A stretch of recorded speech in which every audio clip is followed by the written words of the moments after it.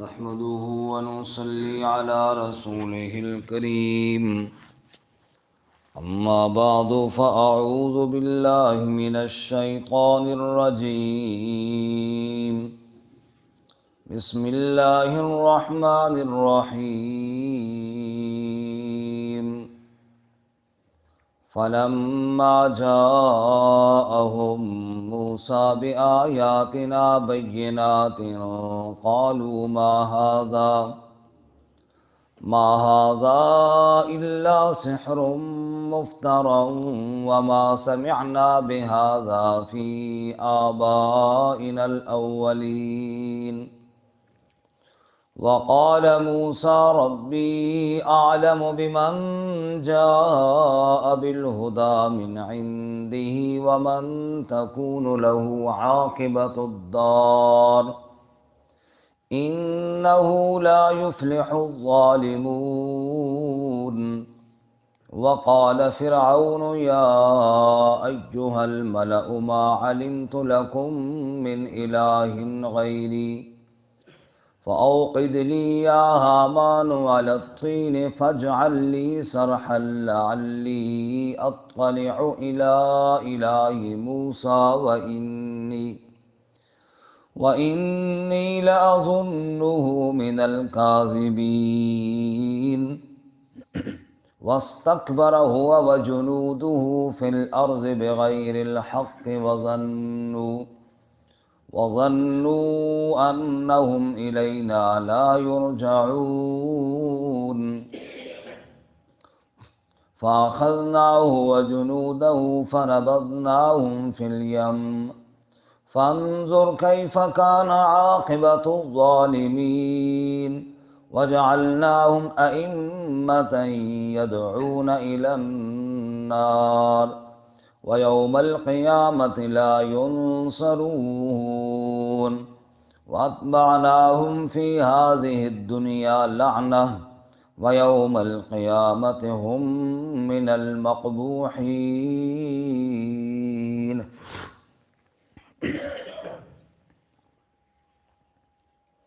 فلما جاءهم موسى بآیاتنا بینات، پس جب ان کے پاس آئے موسیٰ علیہ السلام ہماری واضح آیات کے ساتھ، قالوا ما هذا الا سحر مفترى، انہوں نے کہا یہ اور کچھ نہیں ہے مگر جادو ہے جو گھڑ لیا گیا ہے، وما سمعنا بهذا في آبائنا الاولین، اور نہیں سنا ہم نے اس کو اپنے پہلے بڑوں میں۔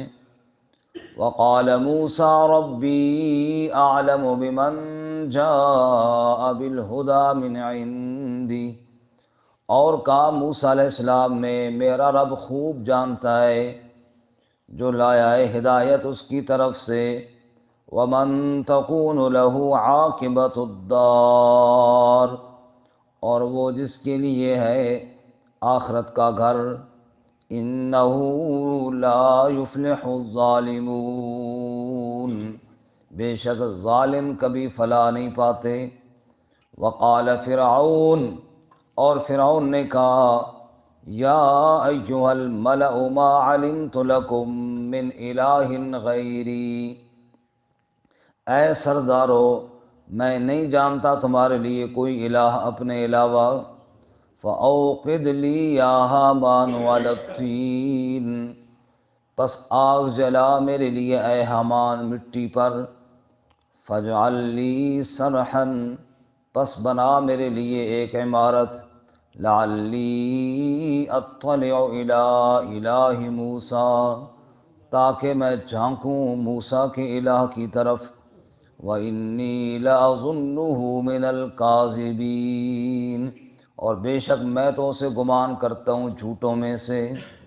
واستکبر هو وجنودہ فی الارض بغیر الحق، اور تکبر کیا اس نے اور اس کے لشکروں نے زمین میں ناحق، وظنوا انہم الینا لا یرجعون، اور گمان کیا انہوں نے کہ بے شک وہ ہماری جانب نہیں لوٹائے جائیں گے۔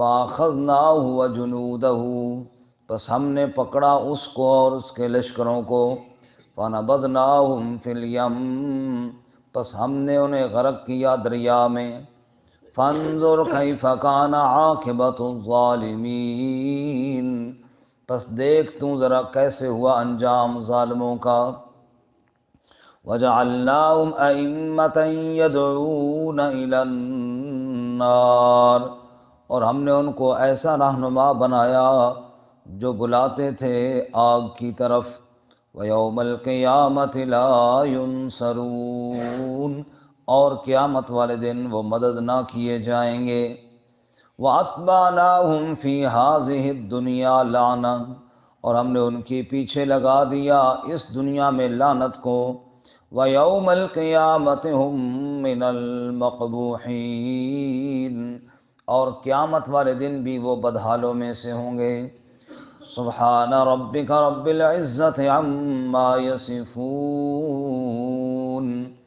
وسلام علی المرسلین، والحمد للہ رب العالمین۔ اللہم صل علی سیدنا و مولانا محمد وعلی آل سیدنا و مولانا محمد وعلی آلہ واصحابہ اجمعین۔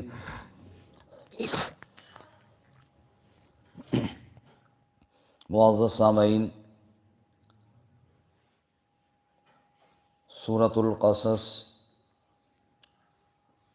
آیت نمبر 36 سے لے کر 42 تک تلاوت کی ہیں۔ اللہ رب العزت ان کے مطابق صحیح بیان کی توفیق عطا فرمائے، اور ہمیں قرآن و سنت پر عمل کرنے کی توفیق عطا فرمائے۔ گزشتہ سبق میں ہم نے پڑھا تھا کہ حضرت موسیٰ علیہ السلام جب مدین سے واپس مصر کی جانب آ رہے تھے، رات کے وقت انہیں راستے میں ایک جگہ آگ دکھائی دی، گھر والوں سے رکنے کا کہا اور وہاں گئے تو وہاں اللہ تعالیٰ نے نبوت سے سرفراز فرمایا، اور اللہ تعالیٰ نے 2 معجزے عطا فرمائے، ایک عصا اور دوسرا ید بیضاء، لاٹھی اور چمکتا ہوا ہاتھ، اور فرمایا کہ یہ 2 معجزے لے کر فرعون کی طرف جاؤ، اور ایک تو اسے میری وحدانیت کا مسئلہ سمجھاؤ، دوسرا اپنی قوم بنی اسرائیل کی آزادی کا مطالبہ کرو۔ آج کے سبق میں ہے کہ جب موسیٰ علیہ السلام فرعون کے دربار میں گئے اور اس سے بات چیت کی اور دعوت دی تو اس نے آگے کیا رد عمل دکھایا۔ اس نے تکبر کیا، ایک تو موسیٰ علیہ السلام کو نعوذ باللہ جادوگر کہا، دوسرا موسیٰ علیہ السلام کی نبوت پر اور اللہ تعالیٰ کی وحدانیت پر طرح طرح کے بیہودہ قسم کے بے ڈھنگے اعتراض کیے، بالآخر اللہ تعالیٰ نے اسے تباہ و برباد فرمایا۔ فرمایا فَلَمَّا جَاءَهُم مُوسَىٰ بِآيَاتِنَا بَيِّنَاتٍ، پس جب ان کے پاس موسیٰ علیہ السلام میری واضح نشانیاں لے کر گئے۔ اب کتنی واضح نشانی ہے کہ لکڑی کے اندر روح ڈالنا، پھر اس کو چلانا، پھر اس دوڑتے ہوئے سانپ کو پکڑنا تو بے جان لکڑی بن جائے، اتنی بڑی واضح نشانی۔ فَلَمَّا جَاءَهُم مُوسَىٰ بِآيَاتِنَا بَيِّنَاتٍ، جب واضح نشانیاں لے کر موسیٰ علیہ السلام ان کے پاس پہنچے تو انہوں نے کہا مَا هَٰذَا إِلَّا سِحْرٌ مُفْتَرًى، یہ کچھ نہیں سوائے اس کے کہ جادو گھڑا ہوا ہے، استغفر اللہ، وَمَا سَمِعْنَا بِهَٰذَا فِي آبَائِنَا الْأَوَّلِينَ، اور ہم نے اپنے پہلے بڑوں میں ایسی کوئی بات نہیں سنی، باپ دادا سے یہ بات نہیں سنی تو آپ کہاں سے لے کر آئے۔ اور یہ اعتراض تقریباً اکثر انبیاء کے ساتھ ہوا، ہمارے نبی صلی اللہ علیہ وسلم کے ساتھ بھی یہی بات ہوئی، لیکن اللہ تعالیٰ نے بڑا فٹ جواب دیا، اَوَلَوْ كَانَ آبَاؤُهُمْ لَا يَعْقِلُونَ شَيْئًا وَلَا يَهْتَدُونَ، اگر تمہارے باپ دادا کو سمجھ میں نہیں ہے، اس کا مطلب یہ کہ سارا نسل در نسل ایسے ہی جاؤ گے۔ بات کو سمجھنے کی کوشش کرو، یہ کون سی بات ہوئی کہ میرے باپ دادا کو سمجھ میں بات نہیں آئی تو اب میں نے بھی نہیں سمجھنا۔ دیکھو جی ہمارے بڑے، تھوڑا اوپر جائیے تو وہ اپنا نام لکھنا بھی نہیں جانتے تھے، انگوٹھا لگاتے تھے، ایسا ہی ہے، ٹھیک ہے نا، ایسا ہی انگوٹھا۔ اب بندہ کہے جی اسی کیوں پڑھیے جی، ساڑھا دادا انگوٹھا لانا ہی تھا، سبھی انگوٹھا ہی لانا ہے ساری زندگی۔ تو فرمایا یہ تو کوئی بات نہ ہوئی کہ میرے دادا جی کو اور ان کو نہیں آتا تھا تو اب میں بھی نہ سیکھوں۔ فرمایا سیکھو، بات صحیح ہے تو مانو، اور تو کرو دلائل میں۔ یہ ضد لگانے کا کیا مقصد کہ ہمارے دادا جی نے نہیں سنا اور پردادا نے نہیں سنا، ہم نے بھی نہیں سننا۔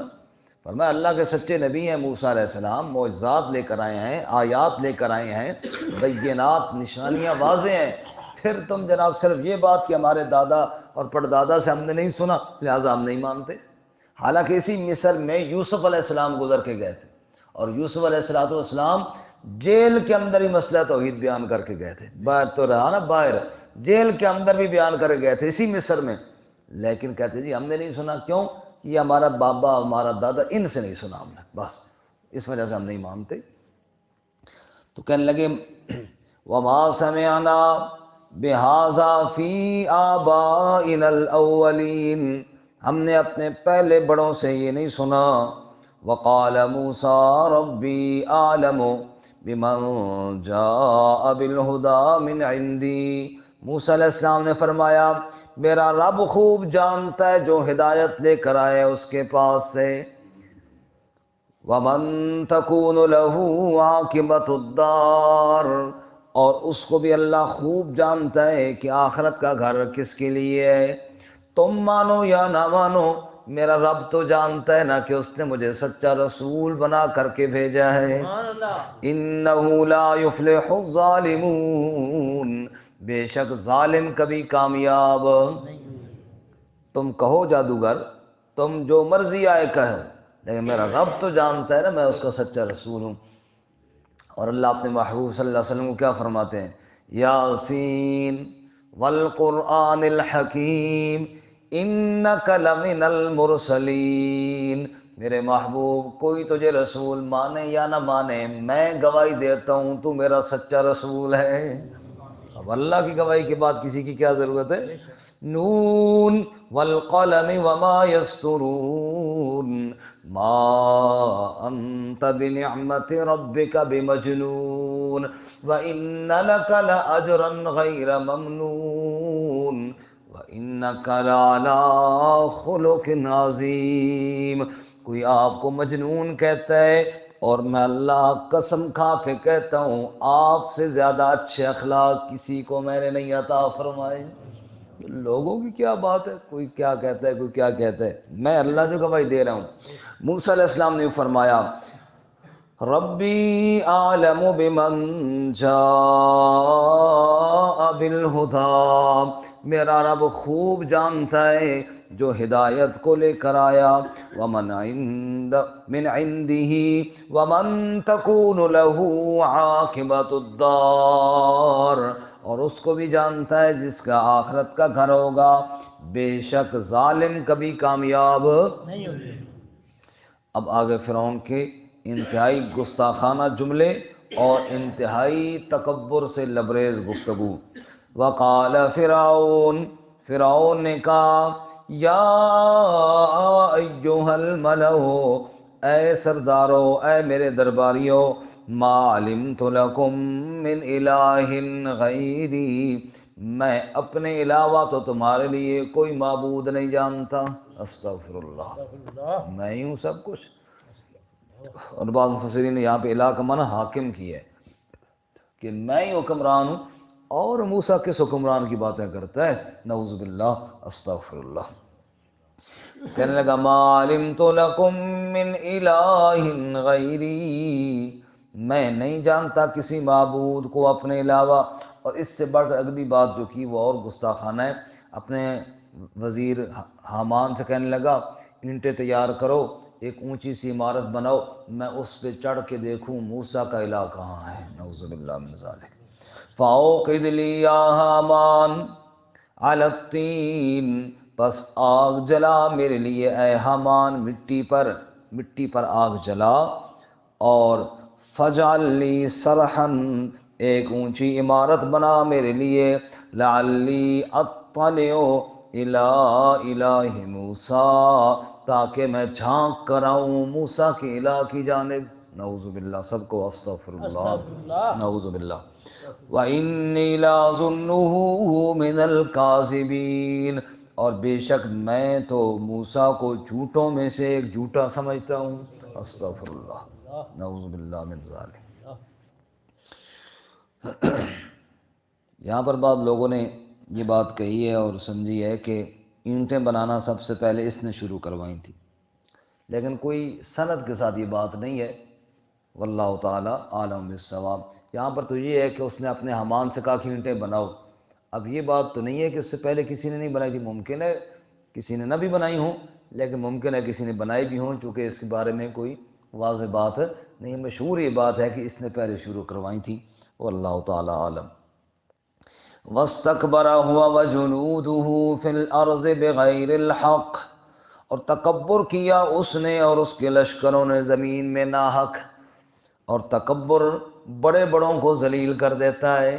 شیخ سعدی فرماتے ہیں تکبر عزازیل را خار کرد، بزندان لعنت گرفتار کرد، لوگوں تکبری نے شیطان کو ذلیل کیا، ہمیشہ ہمیشہ کے لیے لعنت کے قید خانے میں قید کروا دیا۔ کس چیز نے؟ تکبر نے۔ کس چیز نے؟ تکبر نے، غرور نے۔ غرور صرف، تکبر صرف میرے اللہ تعالیٰ کی صفت ہے، جو تکبر کرے گا اللہ اس کو ذلیل کریں گے، رسوا کریں گے۔ اللہ ہم سب کو تکبر سے محفوظ فرمائے۔ تواضع کو نند ہوش مند گزیں، نہد شاخ پر میں و سر بر زمیں، فرمایا عاجزی عقل والا پسند کرتا ہے، جس ٹہنی کے ساتھ پھل لگا ہوا ہو وہ ٹہنی جھکی ہوئی ہوتی ہے، جس ٹہنی کے ساتھ پھل ہو وہ جھکی ہوئی ہوتی ہے، جس کے ساتھ پھل نہ وہ اکڑی ہوئی ہوتی ہے۔ فرمایا عاجزی، جس کے اندر کوئی علم ہو کوئی سمجھ ہو وہ بندہ عاجزی کو پسند کرتا ہے، وہ تکبر کو اختیار نہیں کرتا۔